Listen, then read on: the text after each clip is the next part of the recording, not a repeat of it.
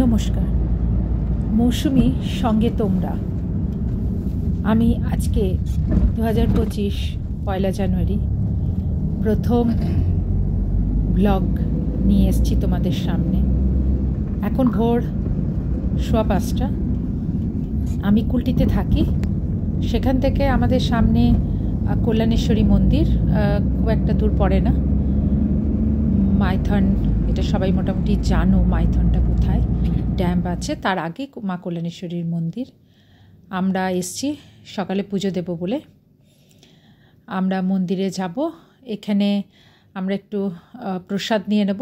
এখান থেকে প্রসাদ পাওয়া যায়, আশপাশে অনেক দোকান সেখানে, এবং এখানকার প্যাড়া খুব বিখ্যাত প্যাড়া।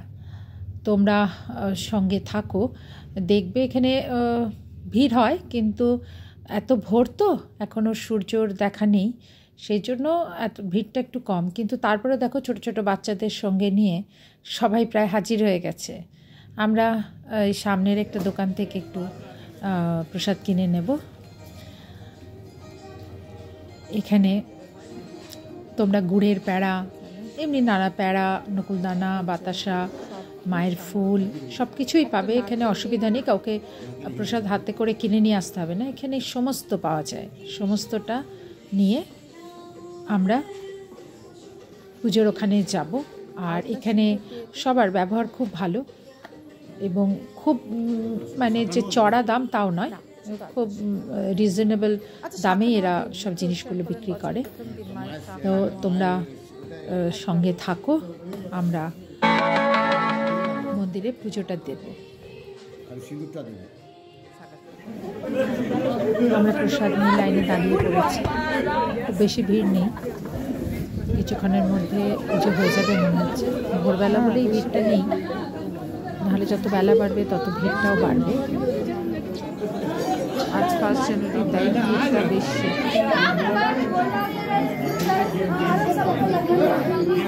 পুজোর ওখানে আমি ক্যামেরা নিয়ে যেতে পারবো না, তাই তার ভেতরে আমি কিছু দেখাতে পারবো না। পুজো আমাদের হয়ে গেছে। আমরা এবার একটুখানি পিছনের ঝর্ণার কাছে গেছি, খুব সুন্দর। এই নদীটা গিয়ে সোজা বরাকর নদীতে মিশেছে। এখানে আমরা একটু ফটো তুলে আবার বাড়ির পথে রওনা হয়েছি। কিছুক্ষণ এখানে থাকাতে মনটাও ভালো হয়ে গিয়েছিল। আমি ধীরে ধীরে অনেক কিছুই শেয়ার করব তোমাদের সাথে। বাড়িতে এসে একটু তুলসী পাতা, আদা দিয়ে একটু চায়ের ব্যবস্থা করলাম। আমরা স্বামী স্ত্রী দুজনে মিলে এটা সকালবেলায় রোজই খাই, তো সেটার ব্যবস্থা করে একটু খেয়ে একটা রেসিপি করব তোমাদের সাথে, একটু শেয়ার করছি। চিকেন কালি মির্চ। আমার ছোটো ছেলে খেয়ে এসছে কোনো রেস্টুরেন্টে এসে, বারবার বলেছিল, আজকে একটু চেষ্টা করলাম। চিকেনগুলোকে গোলমরিচ দিয়ে আর লেবুর রস দিয়ে নুন দিয়ে মেখে রেখে দিয়েছিলাম, তারপরে ভেজে তুলে রেখেছিলাম। এবারে এগুলোকে ভালো করে ভেজে নিও। আর একটা মানে যে তেলটায় ভেজেছো সেই তেলটার মধ্যেই, যে তেলটাকে মানে গরম থাকতে থাকতে, আমি একটু বন্ধ করে দিয়েছিলাম তো, তাই একটু চেক করে নিলাম যে গরম আছে কিনা। একটু গরম থাকতে থাকতে এর মধ্যে তোমরা 1 কিলো চিকেনে 2টো পেঁয়াজ দেবে। পেঁয়াজকে বেশ গোটা গোটা করে কেটে দেবে। 10-12টা রসুন দেবে, রসুনের কোয়া। আর দেবে ওই রকমই 12টা থেকে 15টা কাজু দিয়ে দেবে ওর মধ্যে। দিয়ে এটাকে বেশ করে ভাজতে হবে, ভালো করে ভাজবে, কারণ ভালো করে না ভাজলে কাঁচা গন্ধটা রয়ে যাবে, তো তাই ভালো করে ভেজে নেবে। তোমরা যদি ভালো লাগে আমার এই ভিডিওটা, তো একটু শেয়ার করে দিও, আমার চ্যানেলটাকে সাবস্ক্রাইব করো। চেষ্টা করব তোমাদের অনেক কিছু নতুন নতুন তথ্য দেওয়ার, অনেক গল্প, অনেক কিছু নিয়ে আসবো ছোট ছোট করে তোমাদের সঙ্গে।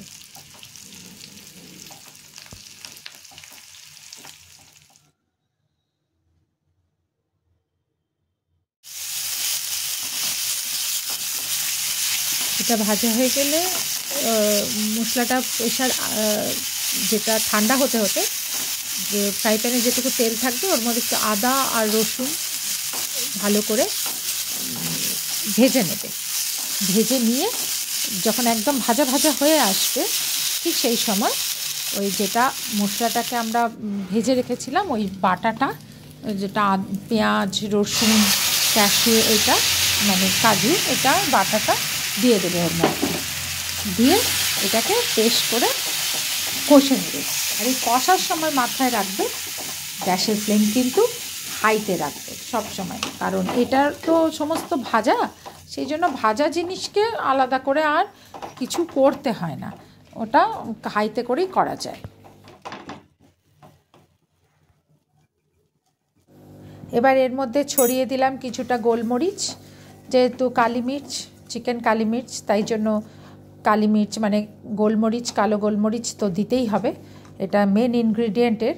এটা দিয়ে দেবে ভালো করে, বেশ করে যখন কষে আসছে একদম ভালো রকম দেখবে আর মানে ড্রাই ড্রাই হয়েছে, সেই সময় একটু গরম মশলা দেবে। এই গরম মশলাটা আমি নিজে তৈরি করি, এটা একবার একটা ব্লগে তোমাদেরকে বলে দেবো কীভাবে করে, খুব ইজিলি করতে পারবে ঘরে, আর দেখবে ফ্লেভারটাও অনেক ভালো হয় বাজারে কেনা গরম মশলার তুলনায়।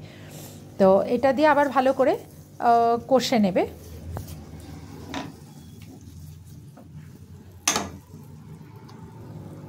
এবার দিয়ে দেবে ওই তোমার 4 চামচ মতো দই।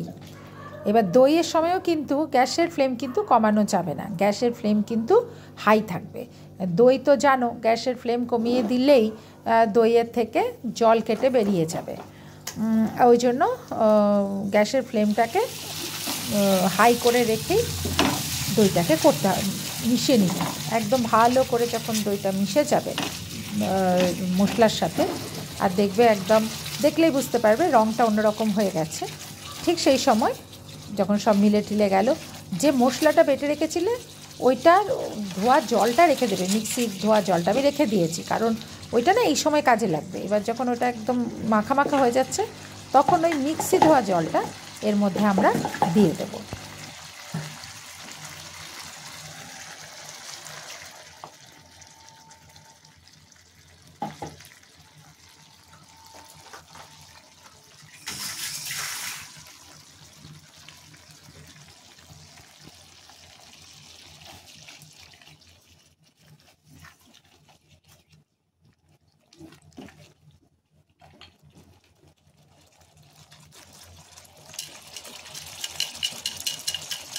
আন্দাজ মতো নুন দিয়ে দিও, কারণ নুনটা সবাই জানো, আলাদা করে বললাম না, আন্দাজ মতো নুন দেবে। এই পর্যায়ে এসে নুন দিও, তাছাড়া জল কেটে যাওয়ার একটা সম্ভাবনা থাকে। এই পর্যায়ে এসে নুন দেবে যখন রান্নাটা প্রায় হয়ে এসছে, আর এরপরে চিকেনগুলো মিলিয়ে দেবে। চিকেনগুলো মেলানো হয়ে গেলে ওর মধ্যে উপর থেকে একটু গোলমরিচ দিয়ে দেবে, দিয়ে একটু কমিয়ে ঢাকা দিয়ে বাকি রান্নাটা করে নিলেই মোটামুটি তোমাদের চিকেন কালি মির্চ রেডি। আমি যেটুকু পারলাম শেয়ার করলাম, খুব সামান্য ঘরোয়া পদ্ধতিতে, খুব সামান্য তেলে। তোমরা চেষ্টা করো, ভালো লাগবে, দেখবে করে খেয়ে, আমার তো মনে হচ্ছে দেখেই ভালো লাগছে। যাই হোক, আজকে আর বেশিক্ষণ রইলাম না, বেশিক্ষণ সময় নিলাম না, আজকের ব্লগটা আমি এখানেই শেষ করছি। আবার একটা ব্লগে পরে দেখা হবে। বড়দের আমার প্রণাম জানাই, ছোটদের ভালোবাসা, শেয়ার করবে, আর পারলে আমার চ্যানেলটা সাবস্ক্রাইব